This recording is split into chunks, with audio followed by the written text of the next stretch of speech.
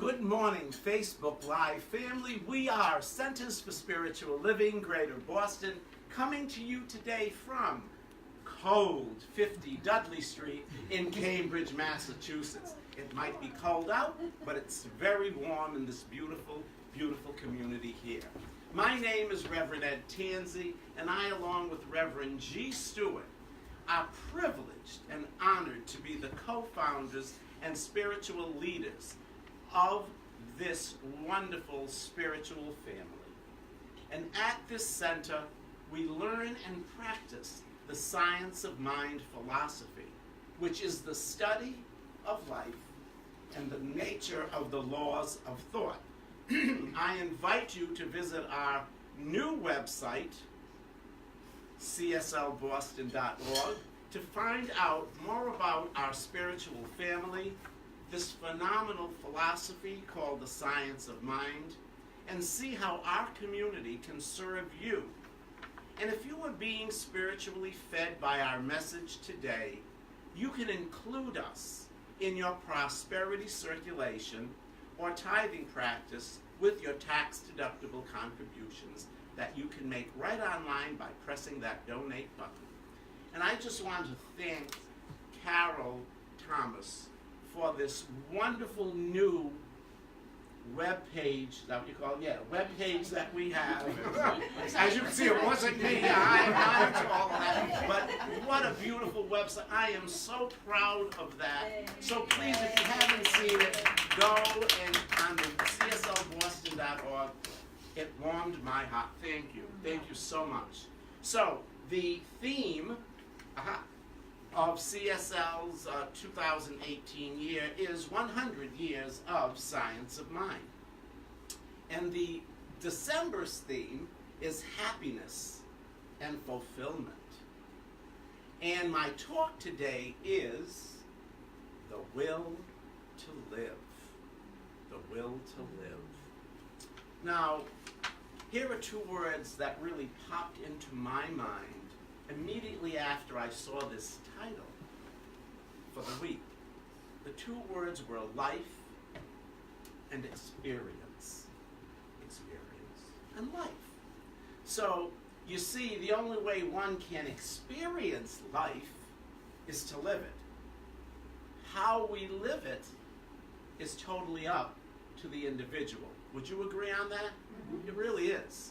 So, during my talk this morning, here are three questions that I feel that are going to be answered, as long as we pay attention. So, the first question I think that you'll have an understanding of is, what motivates us wanting or not wanting to live?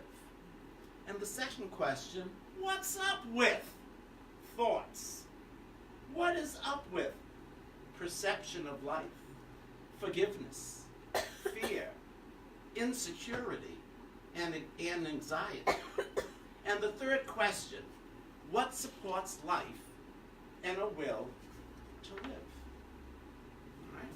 So, each and every one of us are really born with the will to live.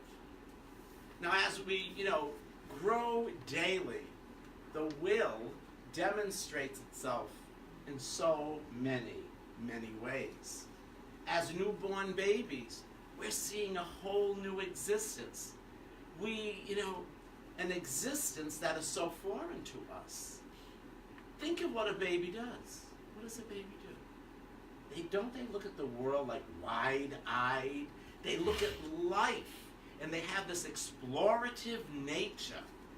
They love to touch things. They love to use all of their senses. They don't know they're doing it, but they love to use all of their senses to get to know their environment. So then, let's go a little further. Think of a newborn pup, a little puppy or a kitten or a little, horse. As a matter of fact, think of any newborn. Think of anything that is newborn, and what applies to humans also applies to a newborn, just on, different levels of being. So that zest for different and new experiences, different and new relationships, different and new anything, There's a desire that we have to be happy, to live in a creative way, to uniquely show up and be who they are, precious and individualized. Each one precious and individualized. To be peace-filled, to be joy-filled, to be in harmony with the universe, to dance, to sing, to love, to be, express oneself to the fullest, just to enjoy life. How is that sounding so far? Does it apply to any of you in this room?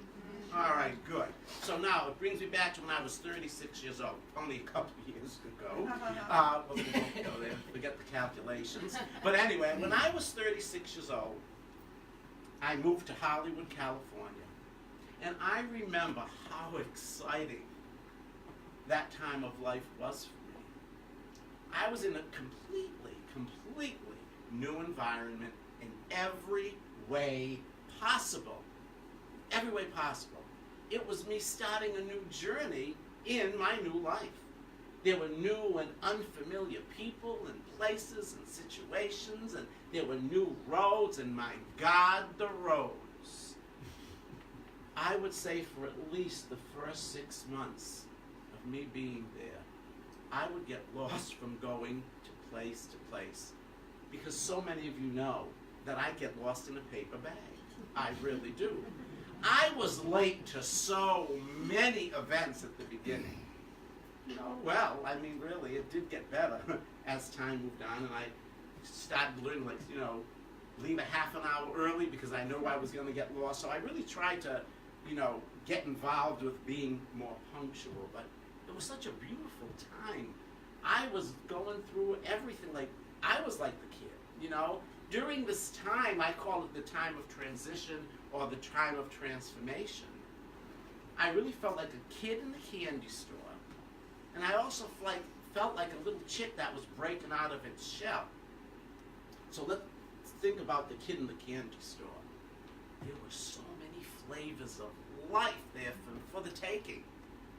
All I had to do was be open to it, to be adventurous, to be willing to sit at times in the uncomfortable, in the unknown, and be okay with it.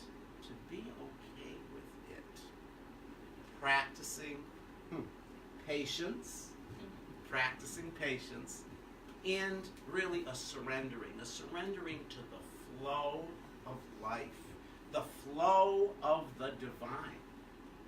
Now, concerning the little chick for me that I mentioned, breaking through the shell took a lot of energy. And as a result, I, once out of that familiar environment, the shell transformed, and I flourished to my greatness. I really did. And that was due to all of the many, many new experiences that came my way, that I was open to receive. Now, you think about that. Open to receive. Experiences come our way. We miss so many of the wonderful, wonderful miracles of life because we're not open at times to receive them. But boy, when we are, you notice such great things. I know I do. So here is a quote from Science of Mind on page 246. I look to the future with great and pleasurable anticipation, knowing it will expand my opportunity for radiant self-expression. So keep that up, if you would, right now. So I want you to think a little bit about this change that I'm going to make to this. Let's change the word future to now. I look at the now. I look at the now with great and pleasurable anticipation, knowing it will expand my opportunity for radiant self-expression. And how about this? Let's change the word anticipation to expectancy. Thus, Reverend Ed's quote now reads, I look to the now with great and pleasurable expectancy, knowing it will expand my opportunity for radiant expression, radiant self-expression. Just saying. Just saying. So now it's a Reverend Ed quote. A Reverend Ed quote. So, yeah, we can expect. It behooves us to expect because of who and whose we are. We are children of the Creator, and there's no limitation for any of us, for anything.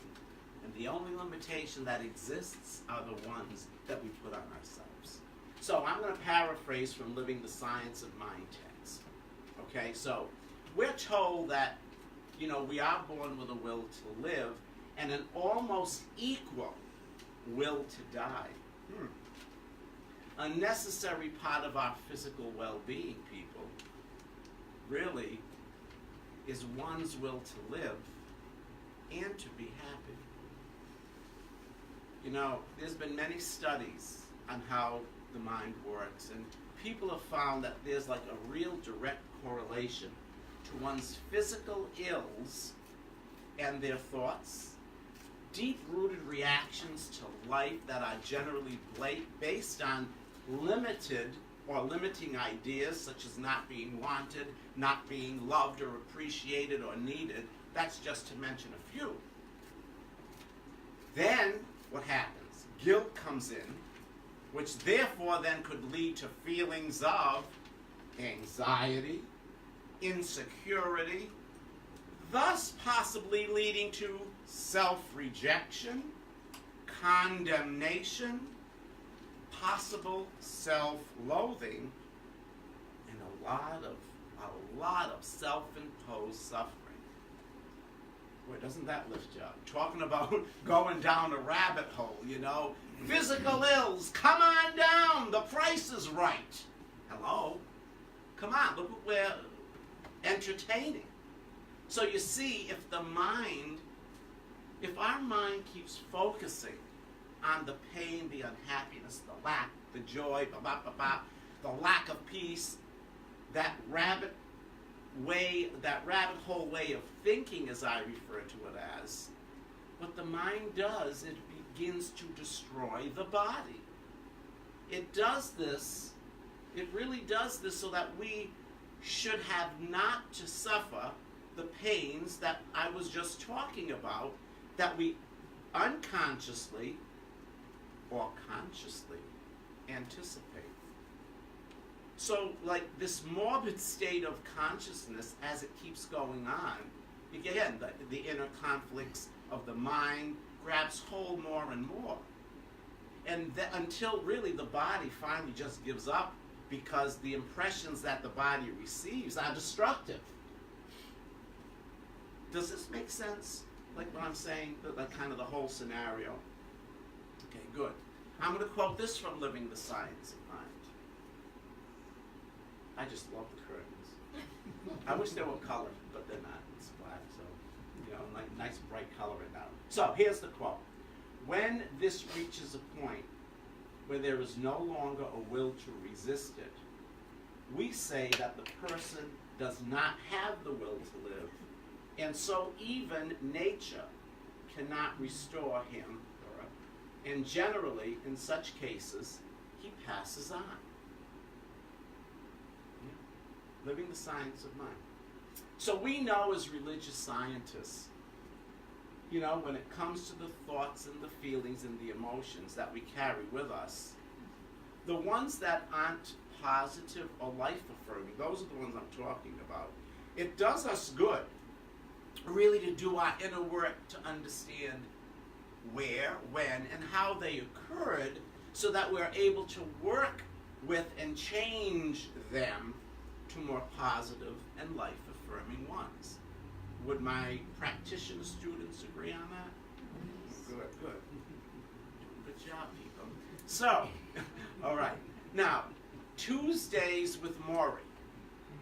That was a great movie and book that was written by Michael Schwartz. Has some real powerful lessons on living and dying. So in an interview with Morrie, conducted by Mitch, I'm going to share with you the inspiration on how to live life according to Maury. So, how to live life according to Maury. 1, give out love and let love command. 2, live in a fully conscious, compassionate, loving way. 3, death ends a life, not a relationship. All the love you created is still there. 4, devote yourself to loving others. 5, devote yourself to the community around you.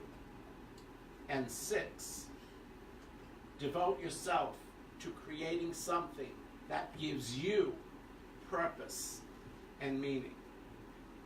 How does that sound to you? Huh? Sounds pretty good to me, just saying.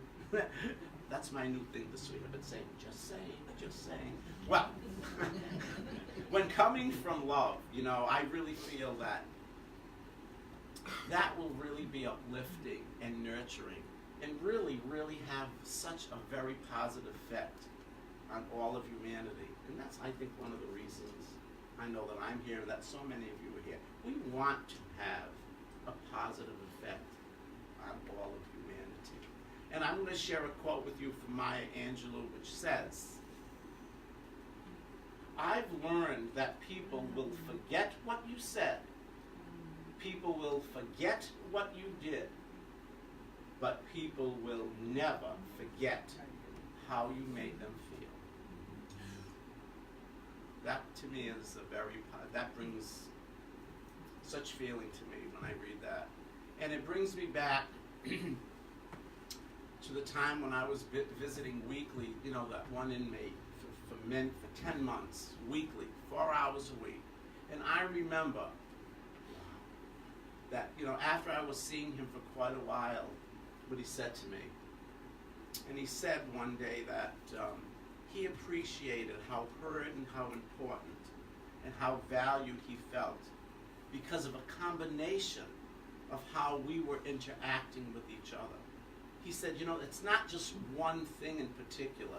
He said it was like an overall time spent with him that brought about those feelings. That really touched me.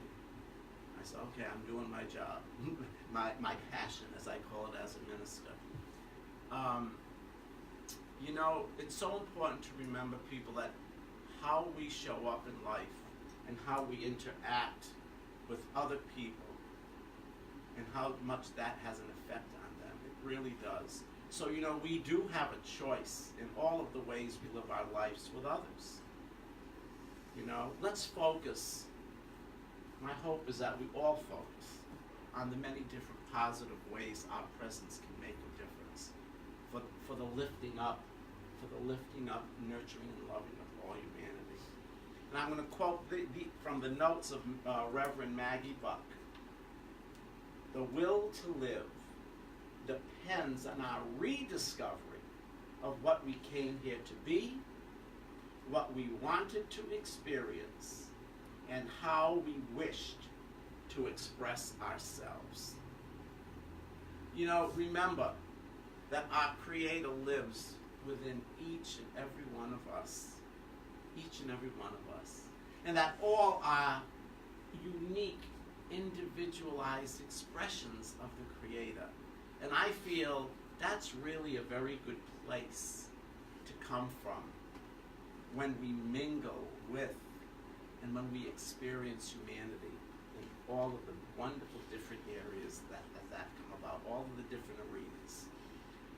There was a book written that talks about life and what supports us in living fully. And here is a quote from that book. So much depends on where we put our attention.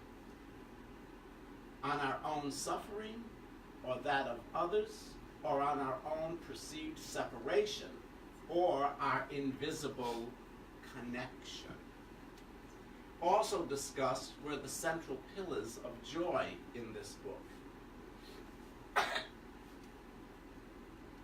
Central pillars of joy, I found. our ability to reframe our situation more positively, our ability to experience gratitude, our choice to be kind and generous. Does anyone know the book that I'm referring to with any of these quotes? Well, it's the Book of Joy that was written by the Dalai Lama, Desmond Tutu, and Douglas Abrams.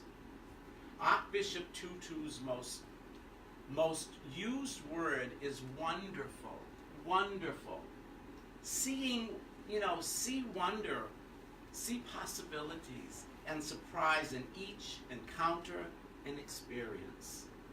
And he feels that this is the core of joy.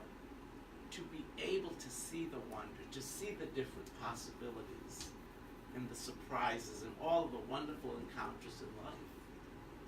And as I quote from the Dalai Lama, I love this one, I am fortunate to be alive. I have a precious human life. I am not going to waste it. I'm going to repeat that again. I am fortunate to be alive. I have a precious human life. I am not going to waste it. Earlier in my talk, I mentioned the need of doing our inner work. We really need to do our inner work when it can be used to understand the negative chain of thoughts that we might be having in relation to where and when and how. Sometimes, as important it is to do the work, there are times it behooves us, if we find a method that can help us more quickly reach that understanding, okay? So, I ask you to think about this. Let's go back to that which is more fundamental. Go back to God. Go back to the Spirit. Do we have some meditative music that you could put on right now? What I'd like you to do, I'm going to take you into a little experiential, okay? So, Rev G, okay. So I'm going to invite you to close your eyes. If you feel comfortable, please do this at home, if you will. Close your eyes, get comfortable for wherever you may be sitting. I'd like you to take some deep, gentle, and easy breaths, breathing in to that hot space, that inner sanctuary. Letting go of any concerns, thoughts, or worries. I ask you to relax, to let go. I ask you to just sit and be. And I invite you to join me in this experience. I invite you to take what you hear into your hearts.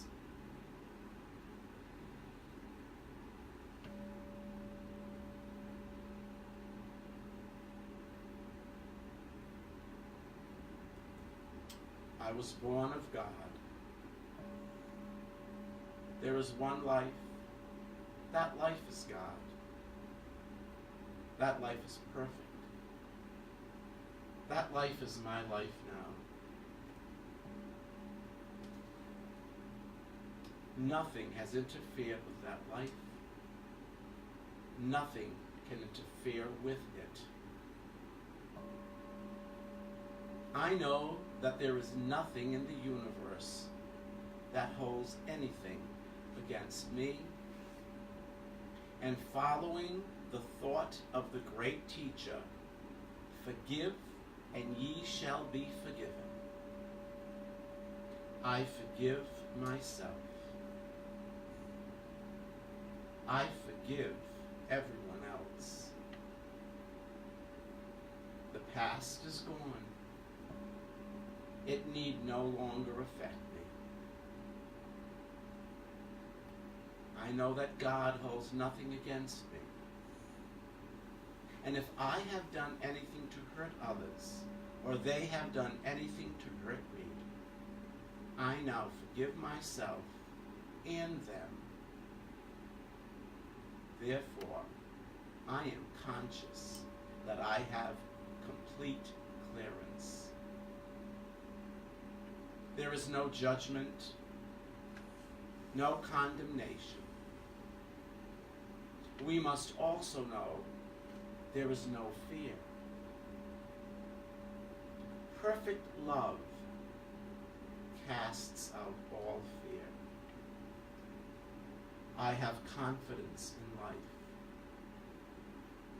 I have a deep faith and a complete conviction that God is all there is, and that I am wanted and needed and loved, not only by the divine Spirit, but by everyone I meet.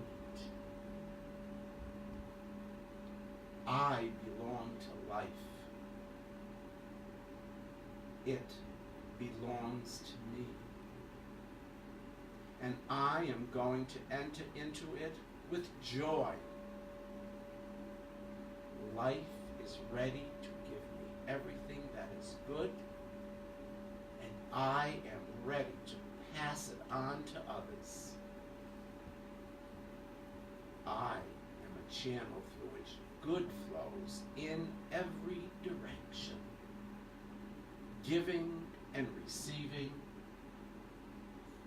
receiving and giving. The channel is never, ever stopped. I have no sense of insecurity or anxiety. I feel secure in God. I know I will be guided and guarded and loved into fulfillment.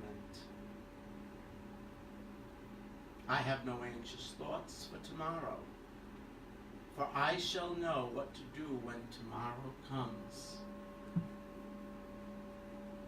I shall be guided to know what to do, having no morbid regrets over the past and no anxiety over the future. I live today as though God were all there is, because God is all there is. There is no other power, no other presence, and no other life. And so it is. And I invite you to gently and slowly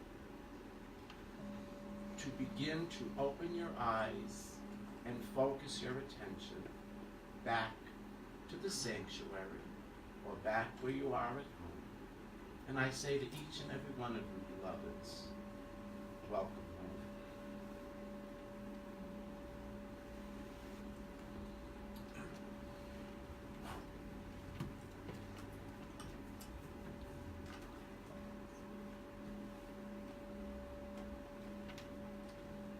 So knowing that God is all there is,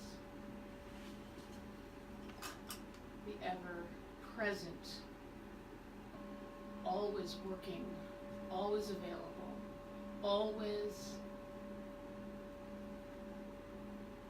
in action, God expresses and presents to us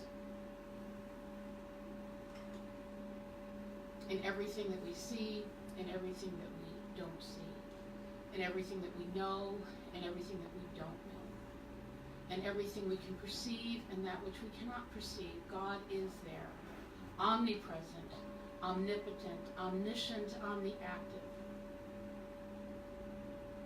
And in that knowing, I know that I too am of God. I'm made of God's stuff that is clearly in me,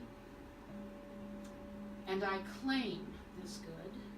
I claim every piece of joy and harmony and peace, which is the Mother, Father, God's good pleasure to give to me and each person in this room, each sentient being on this planet. It is our divine right, our divine birthright.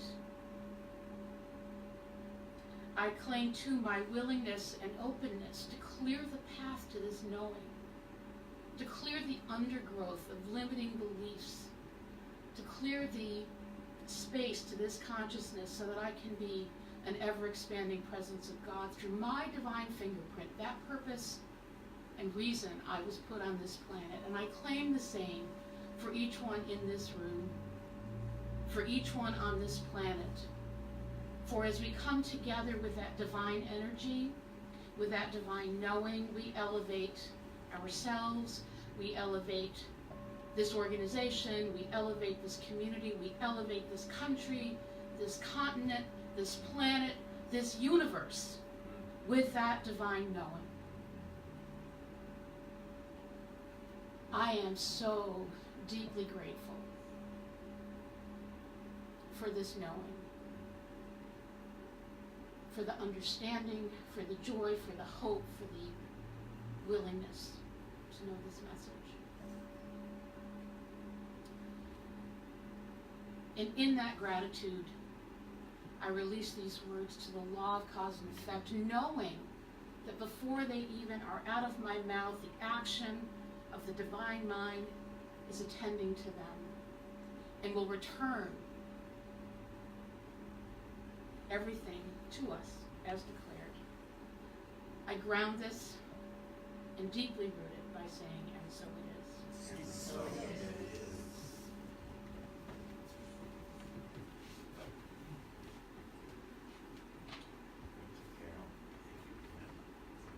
So let's join together in our affirmation, which was brought to us by our beloved Leanne Nixon, practitioner intern here at CSL Greater Boston. Let's read this together. I create the perfect plan for my life by choosing the perfect thoughts. Ooh, I like that. Do that again. I create the perfect plan for my life by choosing the perfect thoughts. Awesome. And what a gift we can give to ourselves by doing that, right? Hello. Yeah. Yes. And anyone who's on Facebook with us, you can find that. We'll pop in tomorrow morning around 9 or so. So if you want to have that lovely affirmation throughout the week, you have it